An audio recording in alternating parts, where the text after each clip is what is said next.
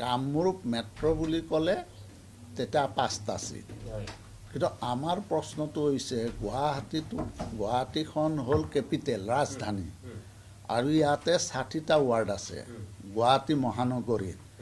গতিকে মই ভাবোঁ যে গুৱাহাটী মহানগৰীৰ আগতে যি ধৰণে 4টা সমষ্টি আছিল, এই 4টা সমষ্টিৰ পৰা আমাক এটা সমষ্টি লাগিব। কাৰণ চিটি এৰিয়াত যদি আমাৰ এটা সমষ্টি নাথাকে, তেতিয়া অগপৰ শিপাডাল থাকিব জানো? অগপৰ শিপা নাথাকে। কাৰণ আমাৰ গুৱাহাটী মহানগৰীতেই আমাৰ অসম গণ পৰিষদ দলৰ মুখ্য কাৰ্যালয় আছে। গতিকে মুখ্য কাৰ্যালয় থকা এই গুৱাহাটী মহানগৰীত আমি এটা ছিট বিচাৰিছোঁ।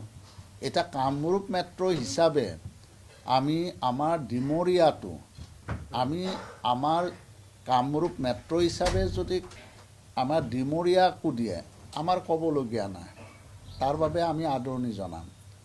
গতিকে আমি ভাবোঁ যে গুৱাহাটী মহানগৰীৰ আমাক এটা ছিট আমি অসম গণ পৰিষদ দলে বিচাৰিছোঁ।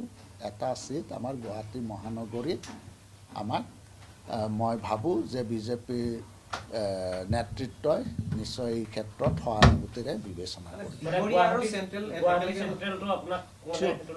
সেইটো আৰু গুৱাহাটী চেণ্ট্ৰেল। এতিয়া আমি যদি চাওঁ যে 1985 চনৰ পৰা আমাৰ আগতে 4টা সমষ্টি আছিল। যিকোনো কাৰণতেই নহওক কিয় এতিয়ালৈকে গুৱাহাটী মহানগৰীত আমাৰ এটা সমষ্টি আছে। 85ৰ পৰা এতিয়ালৈকে।